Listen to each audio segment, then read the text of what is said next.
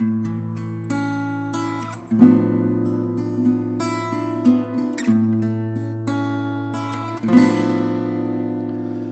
momentos que na vida pensamos em olhar atrás. É preciso pedir ajuda para poder continuar. Há momentos que na vida pensamos em olhar atrás. É preciso pedir ajuda para poder continuar. E clamamos o nome de Jesus. E clamamos o nome de Jesus. Jesus. E clamamos o nome de Jesus. Ele nos ajuda a carregar a cruz.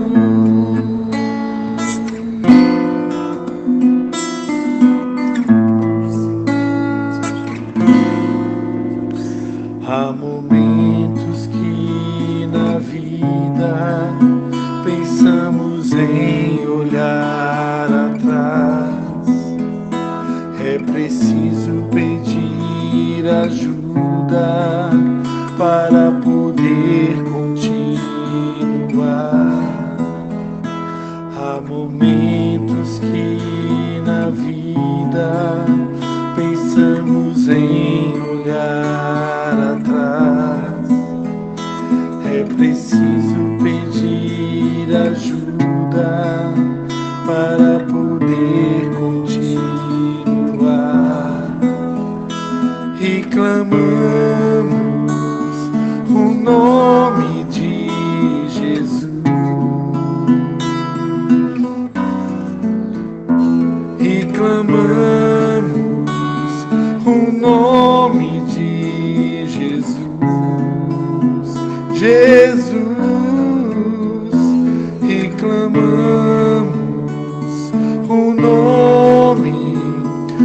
nome de Jesus. Ele nos ajuda a carregar a cruz. Ele nos ajuda a carregar a cruz.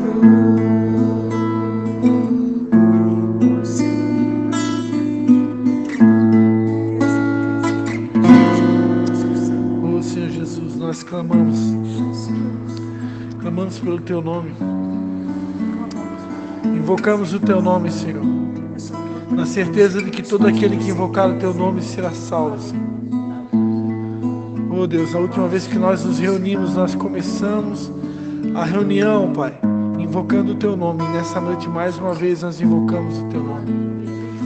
Assim como o rei Josafá, Pai, que diante de uma tremenda batalha, Senhor, ao qual os olhos humanos, ó Pai, ele não via uma saída, ele não via uma solução, mas ele se lembrou de Ti, Pai. Ele colocou os seus olhos em Ti, ele colocou a expectativa em Ti, ele colocou o seu foco, a sua esperança, depositou toda a sua fé em Ti, Pai.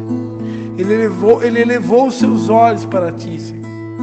E por causa disso, Senhor, deu a eles um grande livramento, uma grande vitória, Pai, em meio à guerra, Senhor. Nós sabemos que assim também será nas nossas vidas, Pai. Nós cremos, Senhor. Nossa esperança está em Ti, Pai. Os nossos olhos estão em Ti. Por isso, socorre-nos, Pai. Salva-nos. Ajuda-nos, Pai. Precisamos de Ti, Senhor. Não queremos dar um passo sequer sem a Tua direção. Não queremos dar um passo sequer sem a Tua sabedoria, sem a companhia do Teu Espírito Santo, Senhor. Por isso, vem, Espírito Santo. Nós Te convidamos, nós clamamos por Ti. Nós Te pedimos, vem nesse lugar. Dirige essa reunião. Guia os nossos passos. Dependemos de Ti. Em nome de Jesus.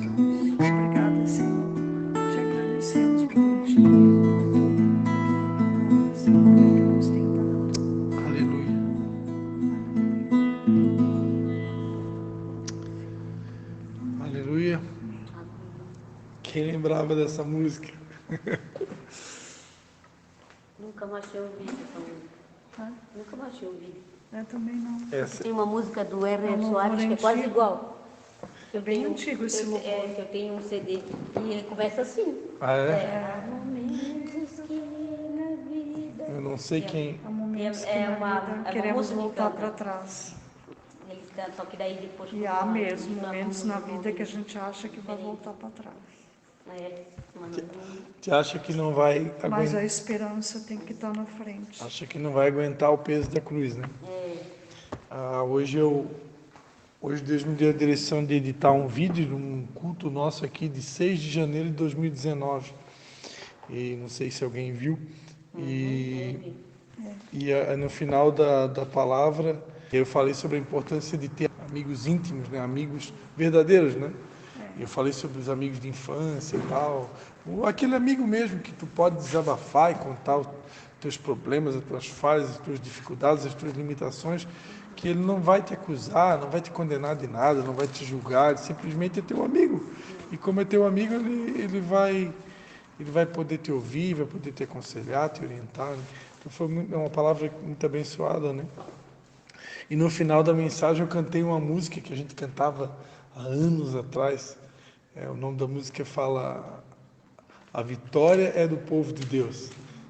Foi raros cultos que a gente tocou essa música aqui, mas ela é muito legal, essa música, é uma música muito bacana, porque a vitória é nossa, é do povo de Deus.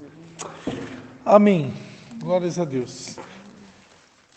Vocês que puderem abrir a Bíblia em 1 Pedro 5, palavra que Deus colocou no meu coração aqui, palavra bem conhecida. 1 Pedro? 1 Pedro 5. 5.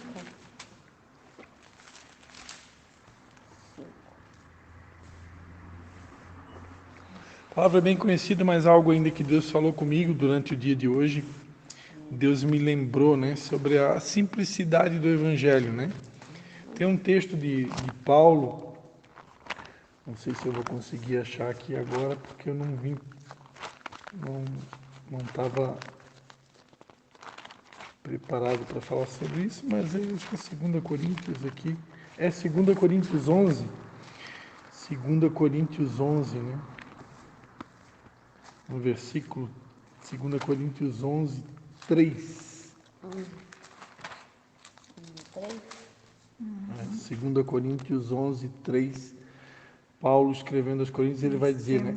Mas temo que assim como a serpente enganou a Eva com a sua astúcia, assim também sejam de alguma sorte corrompidos os vossos entendimentos e se apartem da simplicidade que há em Cristo. E aí ele continua dizendo, pois se alguém for pregar-vos outro Jesus que nós não temos pregado, ou se recebeis outro Espírito que não recebestes, ou outro Evangelho que não abraçastes, de boa mente o suportais. Aqui ele vai dizer, né? Temo que assim como a serpente enganou a Eva com a sua astúcia, assim também sejam de alguma sorte corrompidos os vossos entendimentos e se apartem da simplicidade que há em Cristo. Eu gosto muito desse texto aqui, porque ele fala, né, que Paulo estava preocupado com a igreja, ele temia que assim como a serpente, Satanás enganou a Eva, que a igreja pudesse ser enganada e se apartasse, né, ou se afastasse da simplicidade que há em Cristo, ou no Evangelho de Cristo. Né? Então o Evangelho, ele é simples. O problema que vocês aqui, todas duas, também pregam a palavra, vocês pregam nas células, o problema é que a gente vive num tempo onde tudo é digital e hoje a gente conhece dezenas, centenas de pregadores famosos, né? Então o ser humano ele tem a tendência muitas vezes de se comparar. Então, como tem muita gente famosa pregando evangelho, gente de renome, a gente às vezes pode olhar para dentro da gente e se achar assim um incapaz, né? Quem sou eu para poder pregar o evangelho? Quem sou eu para ser líder de uma célula? Quem sou eu para pregar num culto, fazer a abertura de um culto? Quem sou eu, né? E quando na verdade o evangelho ele é simples, né? Eu sempre disse a minha vida toda, Difícil não é pregar o Evangelho, difícil é viver o Evangelho. É porque a porta é estreita, o caminho é apertado. O verdadeiro Evangelho é um Evangelho de cruz, né? De negar a si mesmo, tomar a sua cruz a cada dia. E o nosso eu tem que morrer, o nosso orgulho tem que ir no chão, né? Enquanto tiver orgulho dentro de nós, Deus não pode fazer, não pode agir, ele só consegue agir através de um coração quebrantado e contrito. E para o nosso coração ficar ou ser quebrantado e contrito, ele tem que ser quebrado, né? E a gente tem que permitir, né? Aceitar os processos de Deus, né? Deus tem falado muito sobre processo. Mas vamos lá. Então, só recapitulando, né, que o Evangelho é simples, né? Então, o que eu vou ler aqui é simples, mas a palavra de Deus nunca volta vazia. Amém. É 2 Pedro ou 1? Não, 1 Pedro 5. 1 Pedro. Primeira carta de Pedro, capítulo 5. Achou aí? Amém. Opa, pastora Vera. Tirei de lá, hein? É que foi para Coríntios, né? E voltamos para... Versículo, eu vou ler a partir do 6. Do 6. 6. 1 Pedro 5, eu vou ler do 6 até o 10. Diz assim: humilhai-vos, portanto, debaixo da potente mão de Deus, para que a seu tempo vos exalte. Lançai sobre ele toda a vossa ansiedade, porque ele tem cuidado de vós. Sede sóbrios, vigiai. O vosso adversário, o diabo, anda em derredor, rugindo como leão, buscando a quem possa tragar.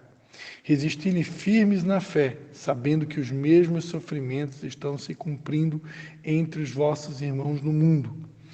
E o Deus de toda graça, que em Cristo Jesus, a eterna glória, depois de haver padecido um pouco, Ele mesmo vos aperfeiçoará, confirmará, fortificará e fortalecerá. Amém?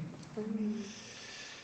Então, uma palavra muito conhecida, né? Mas eu queria só deixar essa mensagem para vocês hoje à noite e recapitular alguns pontos aqui dessa passagem, né? O primeiro ponto que me chama a atenção aqui quando eu estou lendo é a questão do tempo de Deus, né? A palavra de Deus diz em Eclesiastes 3 que para tudo há um tempo determinado por Deus. Então, de tempos em tempos, Deus ele está sempre nos lembrando que tudo tem um tempo, né? E aqui ele está falando: humilhai-vos, portanto, debaixo da potente mão de Deus, para que a seu tempo vos exalte. Está dizendo aqui, a seu tempo, né? Não é no nosso tempo. Na sequência ele vai falar sobre a ansiedade, né? Mas por que a gente fica ansioso?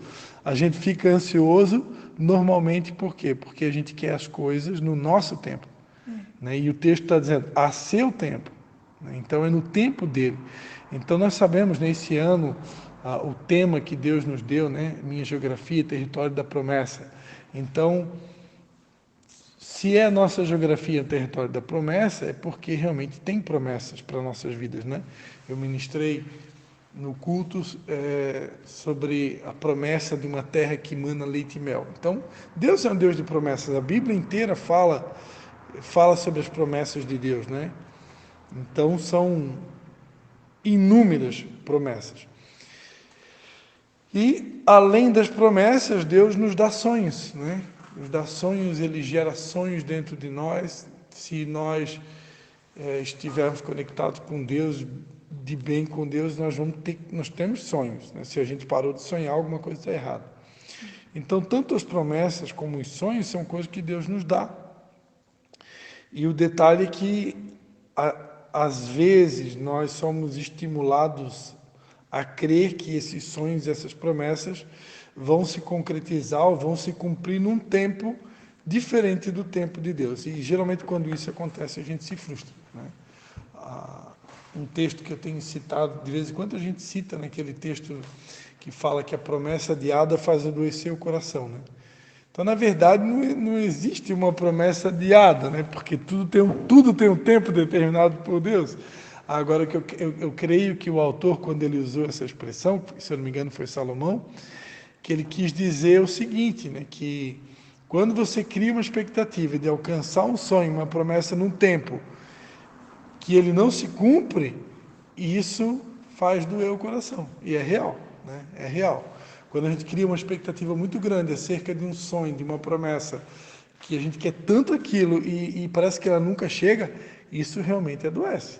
E se a gente não saber lidar com a nossa alma, não saber realmente apresentar isso para Deus em oração e crer que Deus está trabalhando, confiar que Ele está trabalhando, que no tempo certo tudo vai se cumprir, não tem que se preocupar, né? A gente pode realmente adoecer, né? Pode adoecer e o pior de tudo não é o adoecer. Existe um estágio depois do adoecer que é a perda da esperança. Se eu perder a esperança, aí eu entro em depressão, né? Aí a pessoa entra em depressão. Então eu não posso entrar nesse estágio, né? Porque esse estágio aí é um estágio perigoso. É quando eu perco a esperança e eu começo a duvidar da capacidade que Deus tem de realizar os sonhos e as promessas que Ele tem para a minha vida. Então isso eu tenho que realmente tomar muito cuidado. Porque se Deus algum dia prometeu algo para a gente, Ele é fiel para cumprir. Mas a receita está aqui, né? Humilhai-vos debaixo da potente mão de Deus. Tempo certo Ele vai nos exaltar. Enquanto esse tempo não chega, eu preciso me humilhar debaixo da potente mão de Deus, né? Eu não vou me humilhar debaixo da potente mão do homem, né? Embora muitas vezes Deus usa homens para produzir situações constrangedoras, né? Que nos humilham e que fazem com que a gente para que seja gerada humildade em nós. No entanto, a gente precisa se humilhar debaixo da potente mão de Deus. E isso a gente faz através de uma vida de oração, né? De se render realmente diante de Deus e se prostrar diante dele e reconhecer o quanto que nós precisamos dele. Amém? Amém. Ele continua dizendo, né? Lançai sobre ele a vossa ansiedade, porque ele tem cuidado de vós, né? Deus não quer que a gente ande ansioso. E eu penso assim, a gente só fica ansioso porque às vezes a nossa vida de oração, às vezes nós falhamos, né? A palavra de Deus diz em 1 Tessalonicenses 5 que nós temos que orar em todo tempo. Só que às vezes não ora em todo tempo, né? Já pensou como seria a nossa vida despreocupada, 100% leve, se a gente aprendesse de fato, né? Sempre que surgisse qualquer pensamento de medo, ou de ansiedade, ou de dúvida, ou preocupação com o futuro, e a gente imediatamente já apresentasse isso a Deus e depositasse nas mãos de Deus e confiasse que Ele vai resolver no tempo certo, a gente viveria uma vida totalmente leve, tranquila, em paz, sem nenhum tipo de ansiedade. O problema é que às vezes vem um pensamento, vem um segundo pensamento, vem um terceiro, e a gente deixa acumular, a gente não apresenta aquilo para Deus. É só uma coisinha de nada, só que daqui a pouco tem mais uma segunda coisinha de nada, mais uma terceira, daqui a pouco a gente já está carregando um fardo, né? Vira uma bola de neve. Vira uma bola de neve. Aí o fardo leve que Jesus prometeu, o jugo suave, vai por água abaixo. Por quê? Porque eu mesmo deixei acumular coisas que eu deveria parar e apresentar para Jesus, né? Isso tem que ser uma constante na nossa vida. Mas, infelizmente, a gente às vezes deixa como ser feita, né? Eu acabei de dar a receita, né? Jesus disse, vinde a mim, todos vós que estáis cansados, oprimidos, sobrecarregados, que eu vos aliviarei, né? Que ele está dizendo, lançai sobre ele toda a vossa ansiedade. Então, eu preciso ir até Jesus entregar para ele, não tem outra receita, né? Não tem... claro que se for uma situação que eu preciso desabafar, aí é um pouco diferente. Às vezes é importante desabafar também com uma pessoa de confiança, né? Porque a palavra de Deus diz em Tiago, né? Confessai as vossas culpas uns aos outros para serem curados. Então tem coisas que eu posso confessar para Deus, mas se eu tiver uma pessoa de confiança para confessar é melhor, porque eu vou receber a cura, né? Além do descanso, do alívio, eu vou receber a cura. É interessante aquela passagem dos 10 leprosos, quando Jesus, na verdade, o que Jesus disse para os 10 leprosos? Vão e se apresentem ao sacerdote, né? E eles só foram curados quando eles obedeceram a Jesus. E aí você já conhece a história, só um que voltou para agradecer, né? Mas o que Jesus mandou eles fazer? Se apresentar ao sacerdote. Porque quando eles foram apresentados, havia uma lei, né, a lei dos leprosos, lá no Antigo Testamento. Jesus conhecia a lei e o sacerdote precisava avaliar a lepra, se a pessoa estava curada, então ela podia voltar para o arraial. Se ela estava doente, ela tinha que permanecer afastada. Jesus conhecia a lei, sabia que a pessoa curada ela tinha que ser avaliada. Então Jesus orou e disse: agora vão e se apresentem ao sacerdote, né, para que se cumprisse de acordo com a lei. E eles foram e se apresentaram. Eu imagino que o sacerdote avaliou os 10, viu que estavam os 10 curados e liberou os 10. Ou seja, pode voltar para a comunidade que vocês estão tudo curados. Só que só um voltou para agradecer. Estamos no ritmo da palavra de gratidão da pastora Vera. Ainda estamos no mesmo espírito ainda da gratidão. Então, é importante, né, quando eu vou até um sacerdote, quando eu vou até uma autoridade, e eu confesso, eu desabafo, eu compartilho, às vezes, até mesmo um pecado, uma dificuldade minha. Quando chega no sacerdote,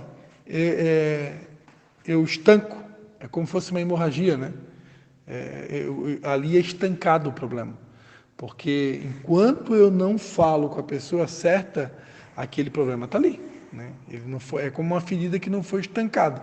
A partir do momento que eu falei para o sacerdote, compartilhei, uma autoridade, uma pessoa de confiança, porque hoje, perante a Bíblia, todos nós somos um sacerdócio real. Então, a Leia é uma sacerdotisa real, a pastora Vera é uma sacerdotisa real e eu sou um sacerdote real.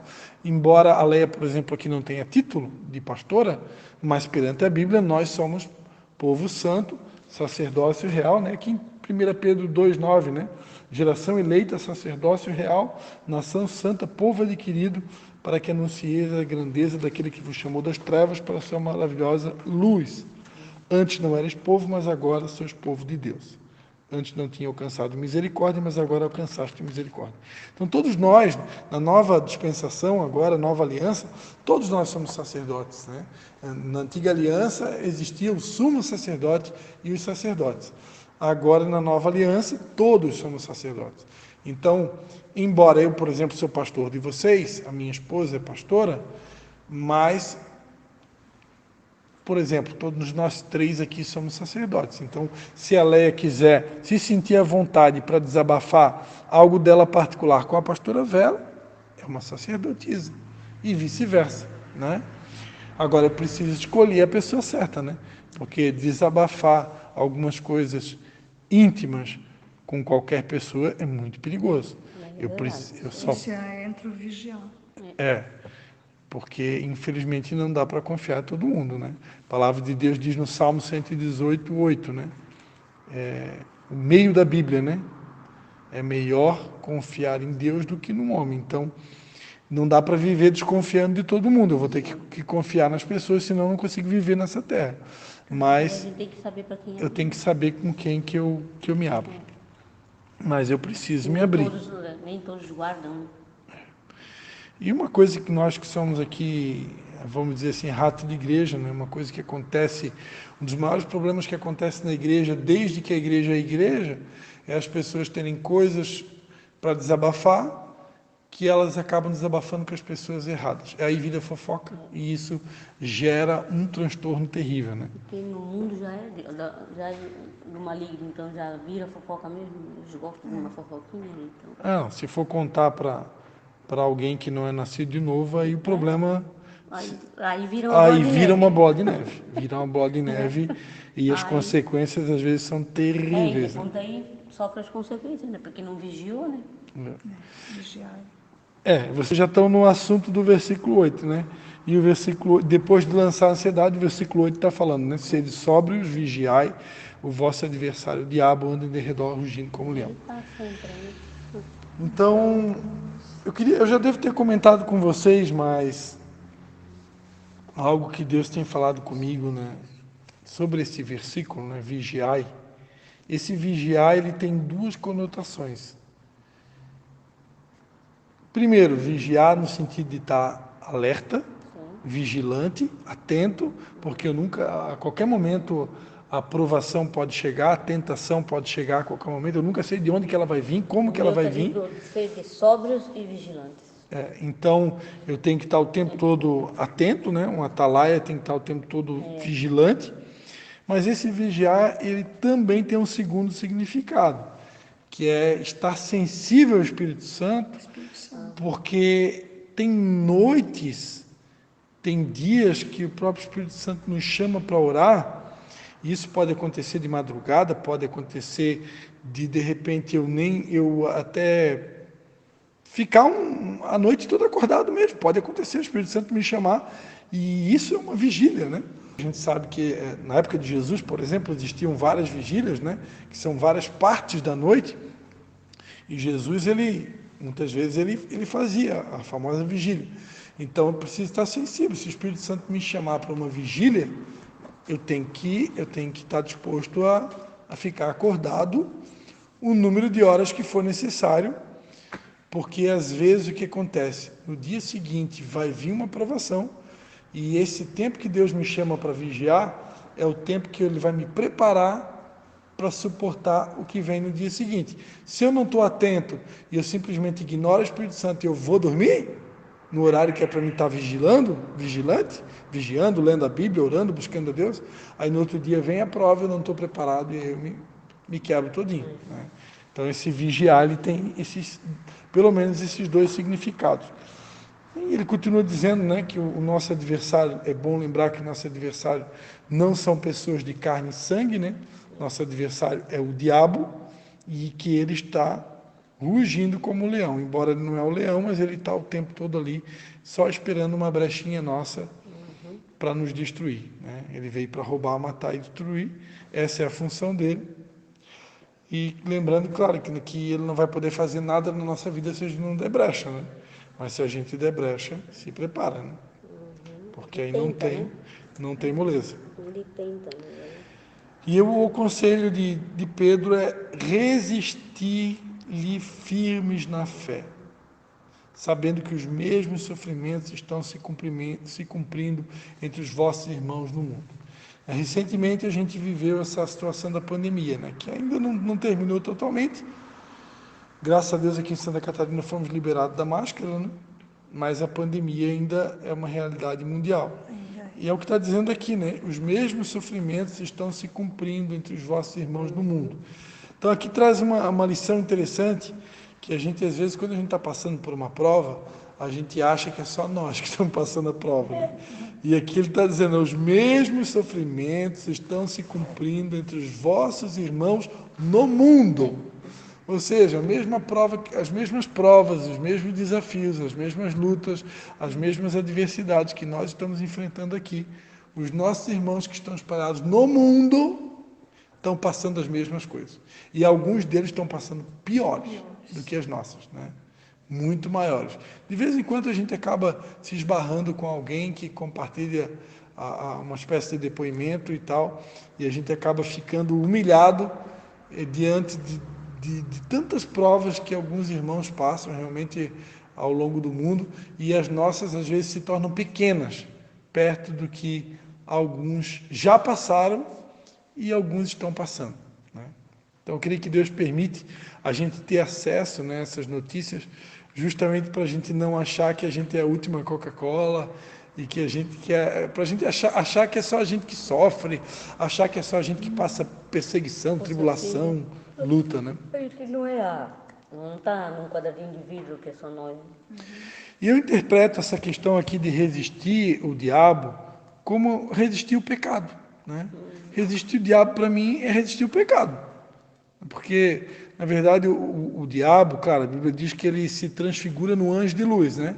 Então ele nunca vai aparecer para a gente como um bicho feio, chifrudo, cabeludo. Ele vai aparecer sempre como um anjo de luz, algo que é bom, algo que aparentemente é viável, algo que aparentemente é prazeroso ou lucrativo, mas eu tenho que vigiar. Às vezes é uma pegadinha, o diabo está armando aí para me derrubar, né? E no mais é resistir o pecado, né? Resistir às tentações. Resistindo às tentações, automaticamente eu estou resistindo o diabo. E finalmente ele vai dizer, né, que a boa obra, né, que Deus começou na nossa vida, Ele é fiel para completar, né? O Deus que nos chamou, Ele é o Deus de toda graça, né? E Ele que nos chamou, Ele, depois das provações, Ele mesmo vai aperfeiçoar, confirmar e fortificar e fortalecer. Ele é fiel para completar a boa obra que Ele começou nas nossas vidas. Amém? Então eu queria deixar essa palavra aí breve para vocês, para a nossa reflexão. Eu tenho certeza que ela é simples, mas a palavra de Deus ela nunca volta vazia, né? Que nós possamos realmente manter essa constância de humilhação diante de Deus, né? de dependência, de reconhecer que sem Ele nós não conseguiremos, mas com Ele nós podemos todas as coisas naquele que nos fortalece. Amém. Amém? Vamos orar. Pai, em nome de Jesus, eu quero te dar graças, Pai, por essa palavra que o Senhor colocou no nosso coração. E eu quero te pedir, Pai, que o Teu Espírito Santo nos ajude a praticar essa palavra, Pai. Ajuda-nos, Pai, a permanecer prostrados diante da Tua santidade, Pai. E ajuda-nos a resistir às tentações. Ajuda-nos, Pai, a entregar constantemente diante do Teu altar, diante do Teu trono, as nossas preocupações, as nossas ansiedades, para que nós não venhamos andar ansiosos, como diz as Escrituras, Pai. Em nome de Jesus, que nós possamos ter a paciência de esperar a realização, o cumprimento de cada uma das Tuas promessas, de cada um dos sonhos que um dia o Senhor mesmo colocou no nosso coração, na certeza que aquele que prometeu é fiel para cumprir e fazer infinitamente mais, além de tudo aquilo que temos pedido ou pensado, segundo o Teu poder que nós opera. Em nome de Jesus, muito obrigado, Senhor. Amém e amém.